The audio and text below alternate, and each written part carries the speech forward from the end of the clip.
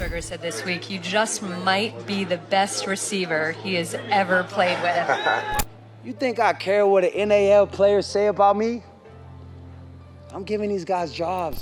Caught on camera, former NFL star Antonio Brown says he was temporarily detained. I need you to imagine this scene. It's 3 a.m. in Miami. Gunshots echo through a parking lot. People are screaming, diving for cover behind cars, and standing in the midst of all of this chaos with a smoking gun in his hand is a man who once caught touchdown passes from Tom Brady in the Super Bowl. That man is Antonio Brown, and what happened this weekend isn't just another celebrity meltdown, it's the inevitable conclusion of the most spectacular fall from grace in sports history. Because here's what's crazy, unfortunately, we all saw this coming. Every single warning sign was there, every red flag was waving, and somehow we're still shocked that the guy who threw furniture at babies, walked off of NFL field shirtless, eventually ended up firing weapons in public. So I have to apologize to Sammy Hughes, who tweeted me on X saying, "Resist this story, Mikerophone," because people don't even understand how predictable this story was. I'm going to tell you a story that spans 15 years, and by the end you'll realize that the kid who once jumped on goalposts in celebration was always destined to be the man that ended up holding this gun in the Miami parking lot. This isn't just about football, this is about watching someone systemically destroy everything good in their life, one catastrophic decision at a time. The really tragic part is Antonio Brown was legitimately one of the greatest football players who have ever lived. He had everything you could have ever dreamed of, talent that comes once in a generation, a Super Bowl ring, the privilege of playing with multiple Hall of Fame quarterbacks, hundreds of millions of dollars in earnings, and the respect of legends. But as you're about to see, none of that mattered when he couldn't get out of his own way. So before we get to the content, make sure you leave a like on this video because this is definitely going to get demonetized. And I want to give a quick shout out to our sponsor before we jump in. It's my favorite time of the year because the WNBA season's officially here, and these are easily the best lines to make some easy money on Prize Picks. And we've been on a crazy win streak since the WNBA season began, and we're going to be carrying this throughout the summer. Use my promo code Mikerophone to get a free $50 when you deposit $5 or more, and follow my Instagram at @TheFlightMike to get my picks. And thank you, Prize Picks, for the sponsor. Mic check 1 2 1 2. What's going on, everybody? Before we dive into the chaos, you need to understand where Antonio Brown came from to appreciate just how much he's truly thrown away. Born in Miami, Florida, Brown grew up in Liberty City, one of the toughest neighborhoods in America. His father, Eddie Brown, was actually a legend in the Arena Football League, widely considered as one of the greatest players in AFL history. But AB's path to the NFL wasn't guaranteed, and maybe that should have been our very first clue about what was coming. He bounced around different schools, had to prove himself at every level, and wasn't heavily recruited coming out of high school. He ended up at Central Michigan University, where he put together an incredible college career. In 2009, his final season, AB had 110 receptions for 1,198 yards and 9 touchdowns, setting school records and earning All-American honors. Even then, most analysts projected him as a 5th or 6th round pick. Nobody saw what was coming, not the Pittsburgh Steelers, not Antonio Brown himself, and certainly not the rest of the NFL. This was a kid who had to fight for everything he got, and maybe that chip on his shoulder was exactly what would make him great. But here's the thing about chips on shoulders, sometimes they turn into time bombs. Let's start with the most important thing to understand about Antonio Brown. This man was absolutely incredible at football. Drafted by the Pittsburgh Steelers in the 6th round of the 2010 NFL Draft, AB was the definition of a steal. Most 6th round picks never even make a roster, but Brown was about to become one of the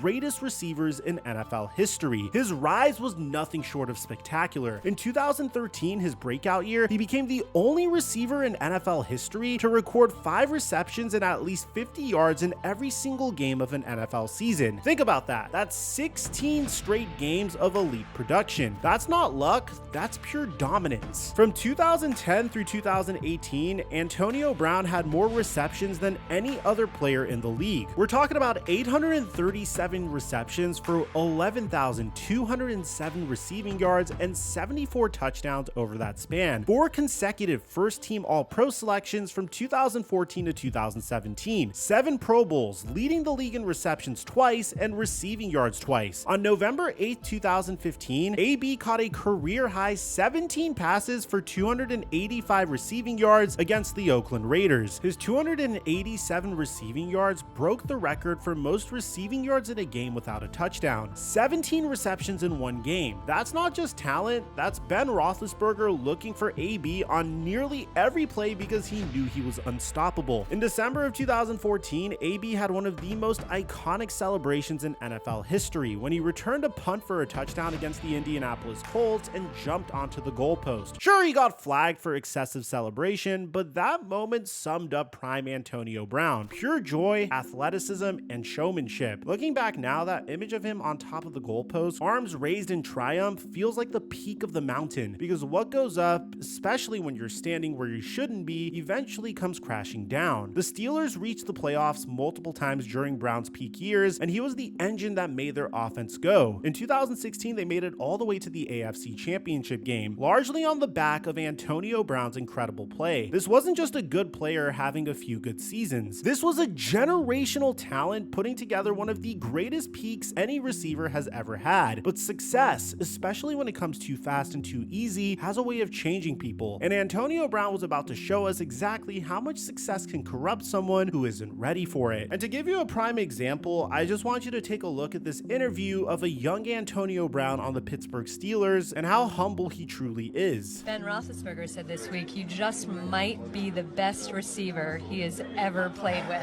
Anytime you got a great quarterback, man, with 2 championship rings, a competitor like Ben, man, that just adds fuel to the fire. And it's definitely gratifying, definitely humbling.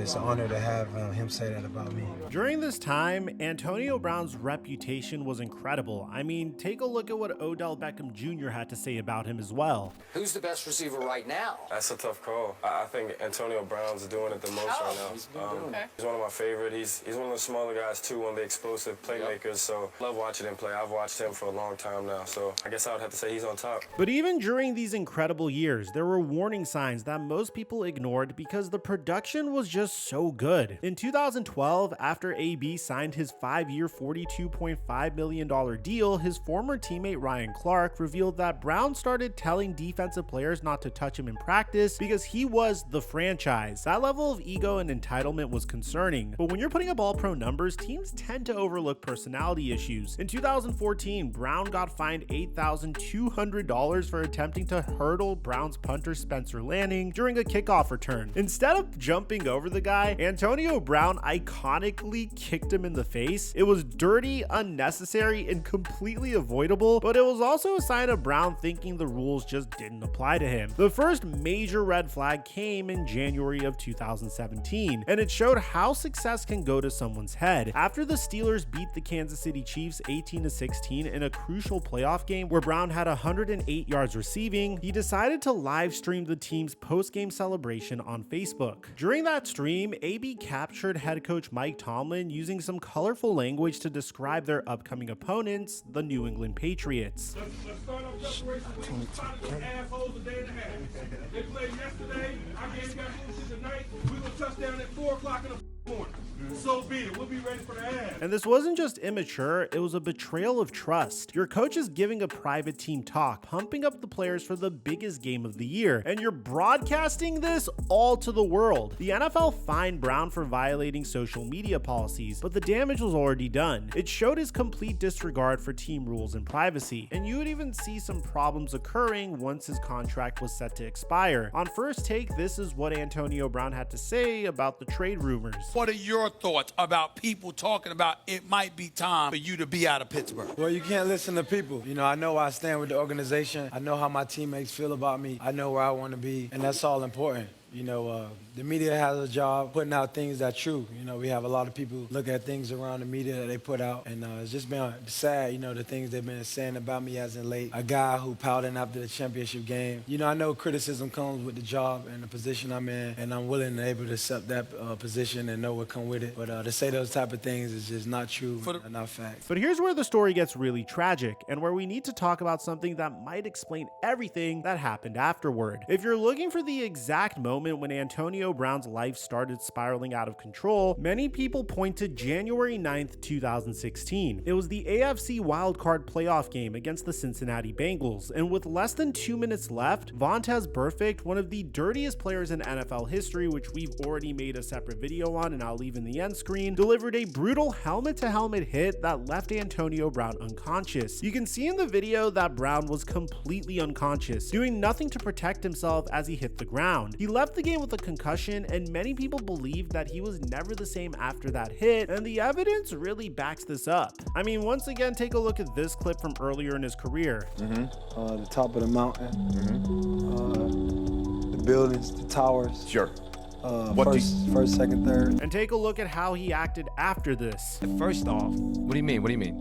You don't know about CT? I know about CT. So how do they test CT? When you freaking died at CT, so how you gonna say a player that's living in real time, who putting up real something wrong? I told you, maybe I should have not took it on my shirt and ran off, but at that point I was feeling too sexy. Here's what makes this so important. If you look at Antonio Brown's timeline of controversies, almost everything happened after 2016. Before that hit, besides the punter incident in 2014, AB was relatively clean. Sure, he had an ego, but he wasn't throwing furniture at babies or walking off football fields. The personality change was dramatic. CTE, chronic traumatic encephalopathy, can only be diagnosed after death, but the symptoms of early stage CTE are eerily similar to Brown's behavior: memory loss, social instability, impulsive behavior, poor judgment, violent tendencies, and a lack of behavioral control. Sound familiar? That's exactly what we've been watching for the last 9 years. Recent studies show that 99% of former NFL players studied had CTE, and former NFL receiver Vincent Jackson, who played wide receiver like Antonio Brown, was found to have stage 2 CTE after his death at age 38. Another former NFL player, Philip Adams, had severe CTE when he shot and ended 6 people's lives before taking his own. Now, I'm not diagnosing Antonio Brown with CTE because that's impossible while he's still alive. And even if he does have it, that doesn't excuse his behavior or the harm he's caused to others. But it might explain the dramatic personality change that everyone noticed. In the interviews after the Burfict hit, Brown seemed different.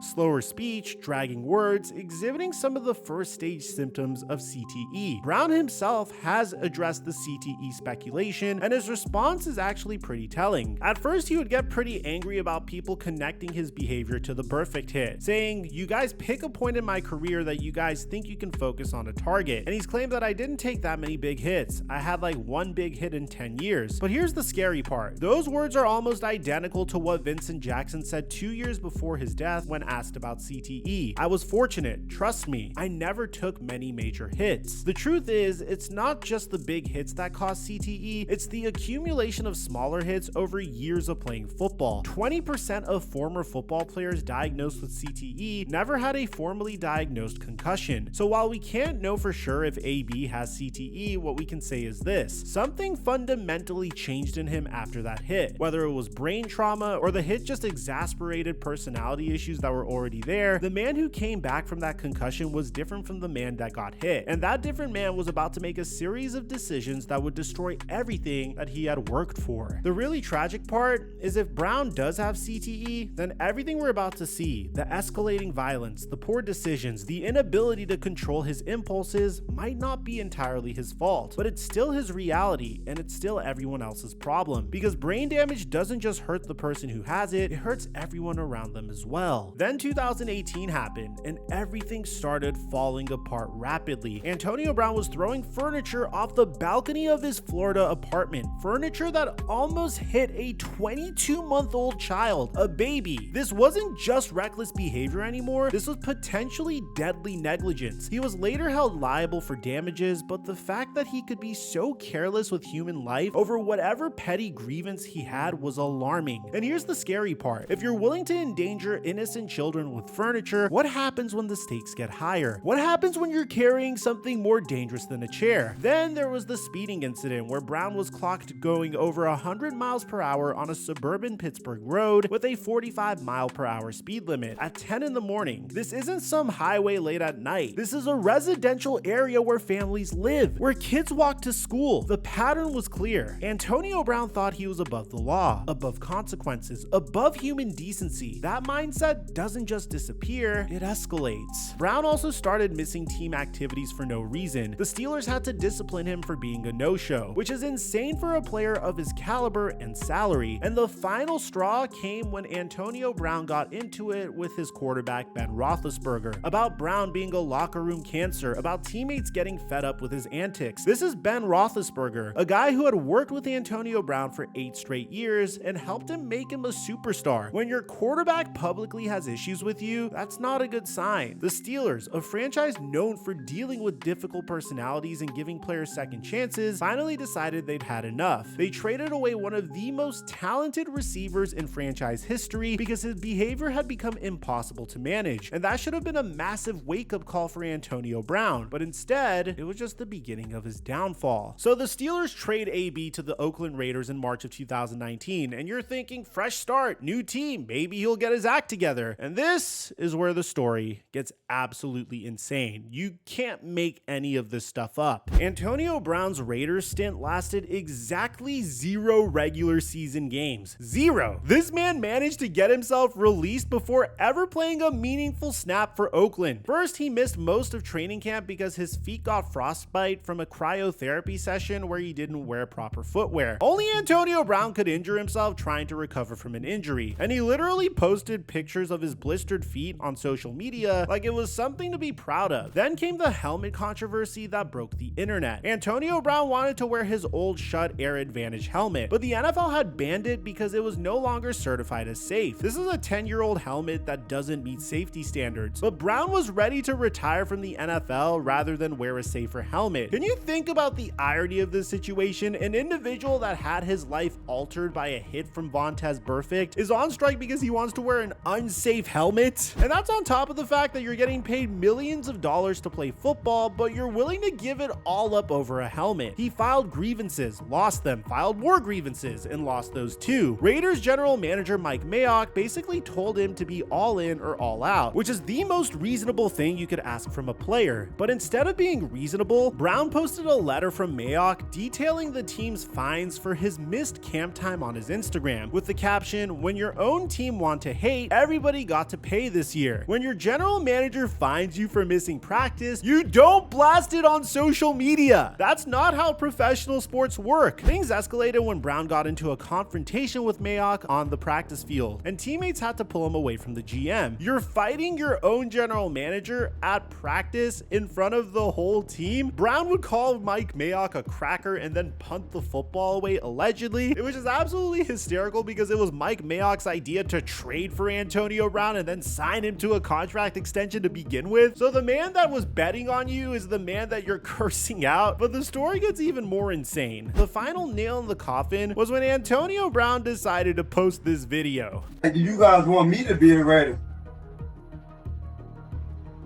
Please stop this shit and just play football. How hard is it, man? You're a great football player. Just play football. And despite this, the Raiders were not ready to give up on Antonio Brown. They fined him $215,000 for conduct detrimental to the team, which voided his $30 million in guaranteed money. Brown's response? He asked for his release on Instagram, and hours later, Oakland released him. Think about that for a second. Antonio Brown cost himself $30 million because he couldn't control his behavior for a few months. This wasn't about football talent or injuries or bad luck. This was a complete inability to honor commitments and manage basic professional relationships. And if you can't handle $30 million responsibly, if you can't pay for the most basic fees and fines, what makes you think you can run a business? What makes you think you can manage anything in your life? Spoiler, Antonio Brown couldn't. So AB burns his bridges in Oakland, and somehow, some way, the New England Patriots signed him to a 1-year deal worth up to $15 million with a $9 million signing bonus. Tom Brady and Bill Belichick, two of the smartest football minds ever, thought that they could handle Antonio Brown. They were wrong. Brown played exactly 1 game for the Patriots, caught 4 passes for 56 yards and a touchdown, and then everything went to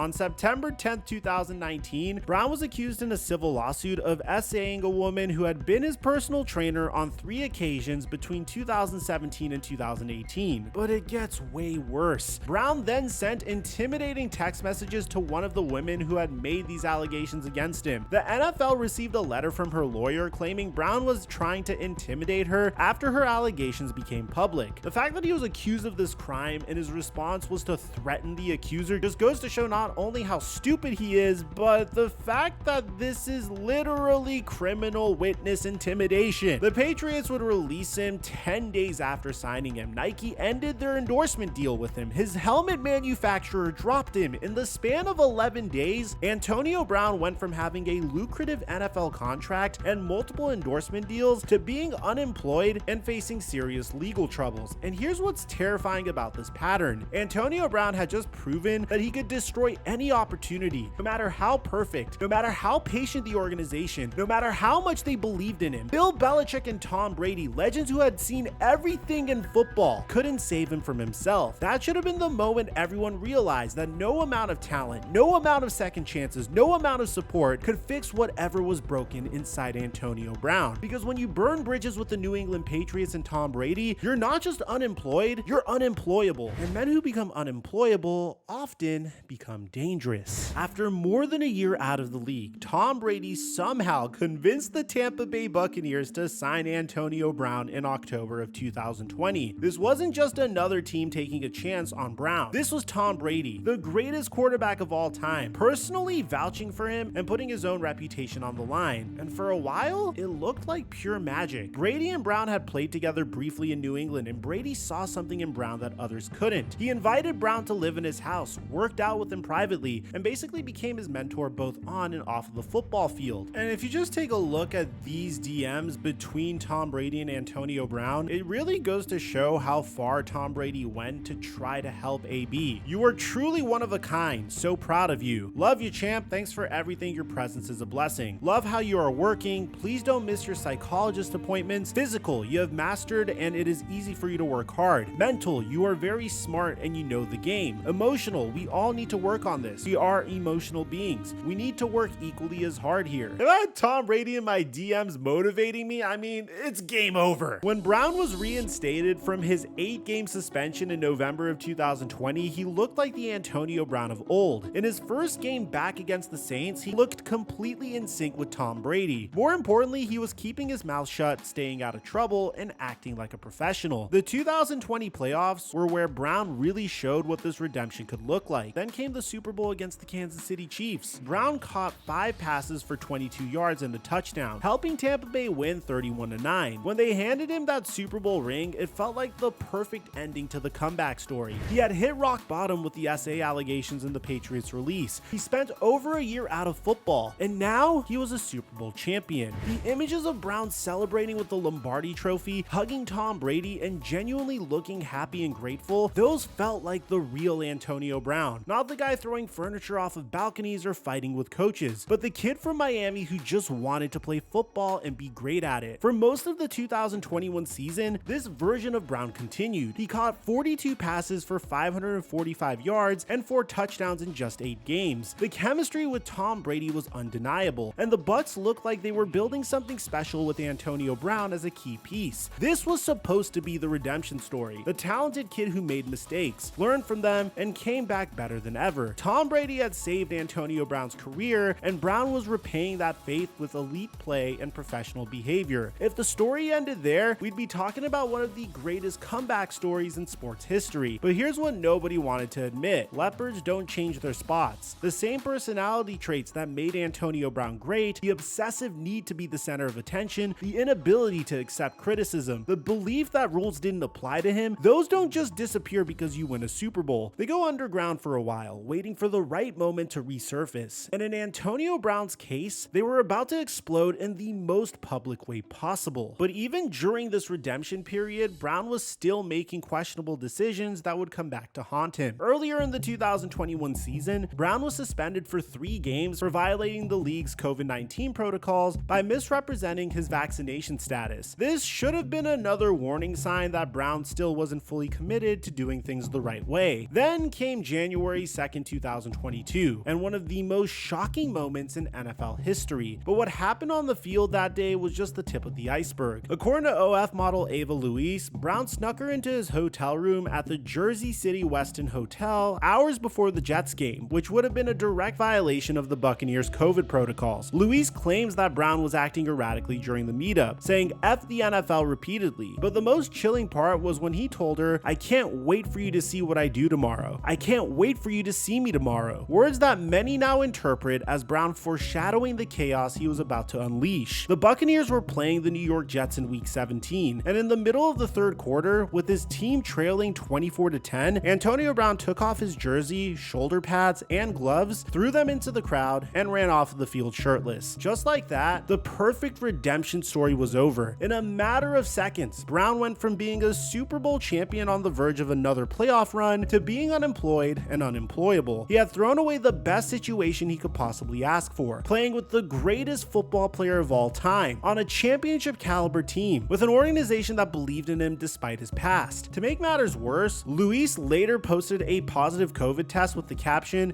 "@Buccaneers, test your team," potentially exposing his teammates and coaches to the virus. Bruce Arians immediately said after the game that it was over between the Bucs and AB. He is no longer a Buck. All right, that's the end of the story. Let's talk about the guys that went out there and won the game. But according to Antonio Brown, his version of the events is completely different. He told the team he was injured and couldn't play, and when he refused to go back into the game, Arians told him to get the F out of here. Brown claims that Brady called him before the game and promised him to target him 10 to 12 times. So Tom called me like, "Man, I'm gonna hit you with like 10 to 12, so he done gassed me up. So me, that's all I needed to hear, like, yo, you gonna throw me the ball? Here's the thing though, even if Antonio Brown's version is true, even if he was hurt and the team was forcing him to play, walking off the field shirtless in the middle of a game is not how you handle the situation. You talk to trainers, you talk to doctors, you refuse to play if you're not healthy. You don't throw a tantrum and storm off like a child. And that moment effectively ended Antonio Brown's NFL career. No team was going to touch him after that display. And shortly after, he would go on a tour burning his bridge with Tom Brady. If Tom Brady's my boy, why am I playing for an earnest salary? You my boy though, right? Right. Gronkowski is boy, right? Right. How much did he get paid? Significant amount. All right, so why is AB on a prove-it deal? But here's where Antonio Brown's story gets even more bizarre. Instead of laying low and working on himself after his NFL career imploded, he decided to align himself with Kanye West. In February of 2022, just weeks after his shirtless exit from Tampa Bay, Brown announced that he was joining Kanye's Donda Sports as president. And he didn't just quietly take the job. He made a huge spectacle of it, posting a $2.2 million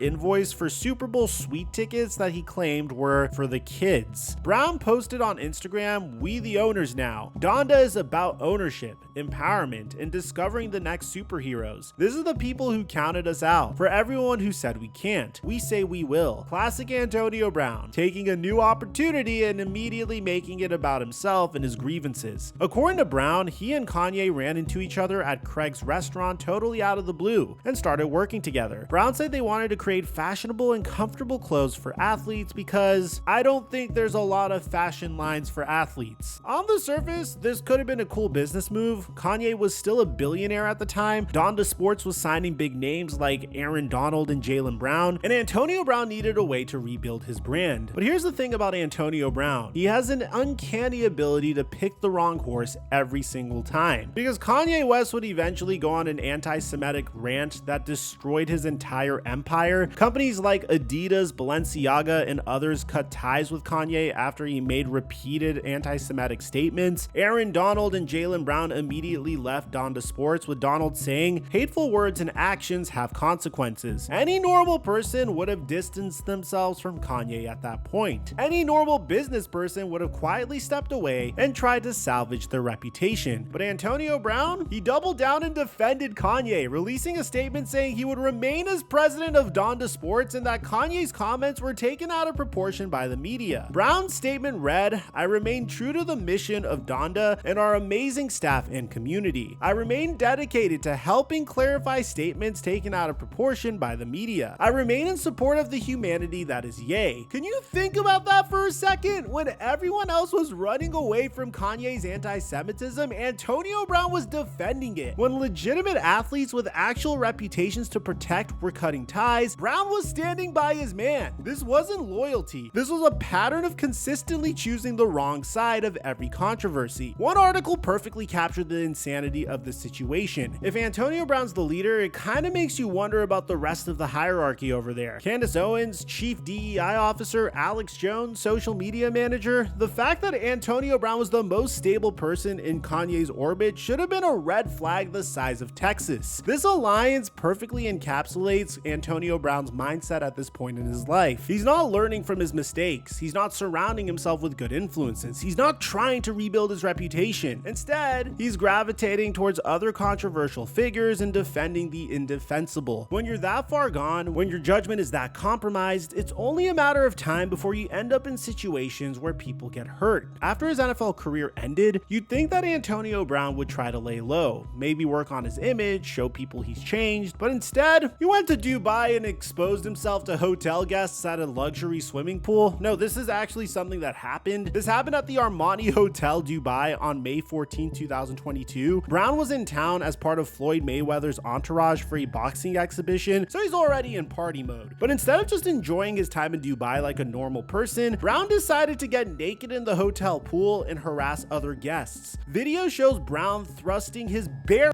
ass into a woman's face and exposing his to her and other guests. The woman was clearly uncomfortable, and witnesses said she was upset and complaining to others after the incident afterward. Hotel staff asked Brown to leave shortly after, but here's the wild part. When the story broke months later, Brown went on a Twitter rant claiming it was misinformation and that the woman had ran off with his swim trunks. Even when there's video evidence of him harassing someone, he's playing the victim. Brown also violated Dubai's dress code customs by showing his bare chest to hotel guests and allegedly smoking marijuana in his room, which is illegal in the United Arab Emirates. So not only is he sexually harassing people, he's also breaking local laws in a country that doesn't mess around when it comes to drug offenses. By 2023, Antonio Brown was so radioactive that no NFL team would touch him, so he decided to try arena football. And once again, this should be a feel-good story because his dad, Eddie Brown, is an Arena Football League legend with the Albany Firebirds in the 1990s. So Antonio Brown was coming home to honor his father's legacy. In March 2023, Brown bought into the Albany Empire, paying $350,000 for 47.5% of the team. But immediately there was confusion about the ownership. Brown claimed he was the 100% owner, even though co-owner Mike Quarta said there had been no change in their ownership structure. Then it got even weirder when reports surfaced that the team was actually owned by something called Antonio El Allah Express Trust Enterprise, with Brown just being a representative. A mysterious foreign citizen named Antonio El Allah supposedly owned 95% of the team. The whole thing sounded like some sort of money laundering scheme. Brown fired head coach Tom Menes just 2 days before the start of the season, even though Menes had won back-to-back championships with Albany and was under contract through 2025. The reason? Well, we're just looking to go in a different direction. You fire a championship coach for no reason 2 days before the season starts? That's insane. Players started complaining about not getting paid. 8 players were suspended after one filed an aggravated harassment report with police over a dispute on the team bus. The team went 1-6 before everything completely fell apart. In June 2023, the National Arena League kicked the Albany Empire out of the league. The reason? Brown failed to pay the team's monthly league fees and refused to pay a $1,000 fine for conduct detrimental to the league. He couldn't even keep his team in arena football because he wouldn't pay a $1,000 fine. The league said Brown made the April payment but then challenged it and had it credited back to him while also failing to make the May payment. So he paid, then asked for his money back, then didn't pay the next month. And that's simply not how business works. At this point, Antonio Brown had burned bridges with every level of professional football. The NFL wouldn't touch him, Arena Football had kicked him out, and his own business ventures were disasters. When a man runs out of legitimate ways to make money, when every every door gets slammed in his face, when his reputation is so toxic that no one will work with him. That's when desperation starts to set in, and desperate men with anger issues and a history of violence, they start making the kind of decisions that end with gunshots in parking lots. Throughout all this chaos, Antonio Brown has maintained a bizarre, one-sided feud with Tom Brady, the man who literally saved his career and brought him a Super Bowl ring by bringing him to Tampa Bay. This beef makes absolutely no sense, but it's been going on for years now. Brown has repeatedly blamed Brady for his dramatic exit from the Buccaneers, claiming that Brady convinced him to play through an injury. But here's where it gets really disgusting. When Tom Brady was going through his divorce with Gisele Bündchen, Brown started posting doctored photos of Brady's ex-wife. I mean, we're talking about pictures of Brown embracing Gisele and even a nude photo that was clearly photoshopped. I mean, this was clearly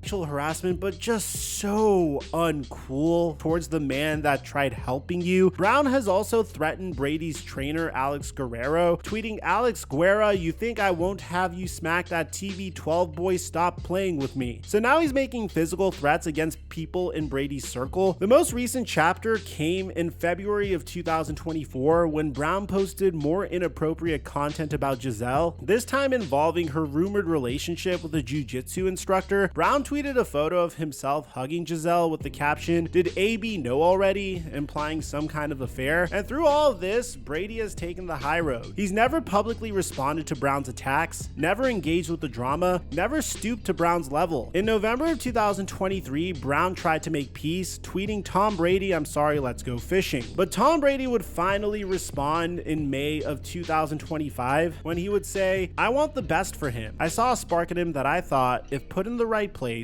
how incredible he could be, not just for the team he was on, but for his life and what he could accomplish. We picked him up with the Patriots and he played one game and we released him Friday afternoon. There was a lot of things that were happening in his life that he needed to focus on. The Patriots decided we're not dealing with this. The league had some issues. We ended up going to Tampa and he came back after his suspension in Tampa. I thought if I could help him, I'd love to help him. If he could help our team and it could help his life, I just always root for the best." And that's the most dangerous thing about Antonio Brown at this point in his life. He's a man with nothing left to lose, lashing out at everyone who ever tried to help him. When you've burned every bridge, destroyed every relationship, and alienated every person who has ever cared about you, you're left with nothing but rage and desperation. And when that rage meets the wrong situation at the wrong time, people get hurt. And this brings us back to where we started, and I apologize for pretty much making a gigantic career arc on Antonio Brown, because I only get to make about one of these a year, and it's been a while since we've last covered his entire career, and I always felt a little bad because I missed out on a lot in my original rise and fall of Antonio Brown video. But this brings us back to where we started. That parking lot in Miami where all the warning signs, all the red flags, all the escalating behavior finally reached its logical conclusion. It's May 17th, 2025, around 3 a.m. Antonio Brown is at another influencer event, probably thinking about the old days when he was catching actual passes in actual NFL stadiums instead of showing up to YouTube boxing matches for whatever money he can scrape together. Remember the furniture he threw at that baby? Remember the 100-mile-per-hour speeding through residential neighborhoods? Remember him saying he couldn't wait to show everyone what he was going to do? Well, this is what it was all building toward. According to multiple witnesses and video footage, Antonio Brown got into an altercation with several people outside the venue who were allegedly trying to steal his jewelry. Now, getting into a fight over your chain, that's one thing, but Antonio Brown pulled out a gun and started shooting. Video footage clearly shows him running through a crowd with what appears to be a pistol in his left hand. And seconds later, you hear multiple gunshots ring out. People are screaming, running for cover, and in the middle of all of this chaos is Antonio Brown with a gun. Zui Kanye Nantambu was the guy who was fighting with Brown, and he claimed that Antonio Brown squeezed off a couple of shots during the incident, and there were kids around when it happened. Let that sink in. Who typically goes to YouTube boxing events? It's not adults, it's mostly children. Kids were present when this man decided to solve his problems with gunfire, and after briefly being detained by the police and released, this man goes right back into the event and hops on Aiden Ross's live stream like nothing happened. Yeah, I got CT, I blacked out. I didn't know what happened. I blacked out, Aiden. I know you did. I didn't know what happened. CTE as an excuse for pulling out a gun and shooting it? That's a new one, even for Antonio Brown. Miami police confirmed they responded to a ShotSpotter alert around 3 a.m. but made no arrests, even though there's literal video evidence of the incident. When you look at this entire timeline, there's a clear pattern that was always leading to that parking lot in Miami. Every time Antonio Brown gets a second chance, every time someone tries to help him, every time there's an opportunity for redemption, he finds a way to mess it up in a bigger, more dangerous way than before. The furniture throwing led to speeding at 100 miles per hour. The social media violations led to recorded phone calls. The missed payments led to teams getting kicked out of leagues. The ego problems led to threatening people online. Each incident was worse than the last. Each consequence more severe. Each bridge burned more spectacularly. This wasn't random chaos. This was a man systemically escalating his destructive behavior until he reached the only logical endpoint, standing in a parking lot with a gun in his hand, having alienated everyone who has ever cared about him. The Steelers were his family for 9 years, gave him multiple chances, made him one of the highest paid receivers in the league. When his behavior became too much to handle, it was the team's fault. The Raiders gave him a massive contract. When he acted unprofessionally and got released, it was the team's fault for hating on him. The Patriots took a huge risk signing him. When he got released for intimidating a SA accuser, it was somehow their fault too. The Buccaneers gave him a Super Bowl ring. When he walked off the field shirtless, it was because they forced him to play injured. The Albany Empire was supposed to be his redemption story. Instead, he turned it into another disaster where players didn't get paid and the team got kicked out of the league. Brown's behavior fits a classic pattern of narcissistic personality disorder. In his CBS interview after the Tampa Bay incident, he said, "I always do what's best for me. I mean, that's what it is." That level of self-centeredness, combined with his inability to take responsibility for his actions, explains everything. Antonio Brown's story is one of the most dramatic falls from grace in sports history. He went from being one of the most talented and successful players in the NFL to someone who can't even maintain ownership of an arena football team. His transformation from respected athlete to social media pariah happened gradually, then all at once. The saddest part of all is it didn't have to be this way. Brown had every opportunity to have a legendary career, set up his family for generations, and be remembered as one of the greatest to ever do it. Instead, he chose chaos, controversy, and conflict at every turn. The latest incident in Miami, firing a gun in a crowded area over a chain, perfectly encapsulates where Antonio Brown is at in his life. He's making life or death decisions based on his ego and material possessions, with no regard for the safety of others or the consequences of his actions. Antonio Brown was legitimately one of the greatest wide receivers to ever play football. His numbers from 2010 to 2018 are Hall of Fame worthy. But now, when people think of Antonio Brown, they don't think about his incredible route running or his remarkable receptions. They think about him walking off of the field shirtless, exposing himself in Dubai, firing weapons in Miami parking lots, and harassing Tom Brady's ex-wife on social media. He's turned himself from a potential Hall of Famer into a cautionary tale. Kids learning about NFL history will read about Antonio Brown as an example of how talent alone isn't enough if you can't control your behavior and treat people with respect. As I'm making this video, Brown is still a free man, still posting on social media, still blaming everyone else for his problems. But at some point, the consequences are going to catch up with him. Whether it's criminal charges from the Miami incident, civil lawsuits from the people he's harassed, or just the complete destruction of his reputation and earning potential, Antonio Brown is running out of chances. The title of this video is Antonio Brown is ruining his life, but honestly, I think he already has. What we're watching right now is just the aftermath. A man who had everything and threw it all away because he couldn't get out of his own way. But here's the thing that makes this story so tragic. It was all preventable. Every single person who tried to help him saw the warning signs. The Steelers saw them, the Raiders saw them, the Patriots saw them, Tom Brady saw them. Everybody could see where this was heading. The only person who couldn't see it was Antonio Brown himself. And that's the most dangerous part of this story, because when someone is that disconnected from reality, when they can't see the destruction they're causing, when they refuse to take responsibility for their actions, there's no bottom to how far they can fall. The gunshots in Miami aren't the end of the story. They're just the latest chapter in a book that seems to have no final page. For those of you watching who might be dealing with your own struggles, take Antonio Brown's story as a lesson. Talent, money, and success mean nothing if you can't treat people with respect respect. Take responsibility for your actions and learn from your mistakes. Don't let pride and ego cost you everything that matters. If you guys made it to the end of this video, I wanted to thank you for making it all the way to the end of this video, because this is easily one of our most passionate projects to date. If you enjoyed, make sure you subscribe and turn on our notifications, or check out our latest video on our baseball channel on Trevor Bauer, or our last upload on this channel. I'll leave both of those in the end screen to meet you guys there. I'm your boy Mike, and I'm dropping our mic until our next upload.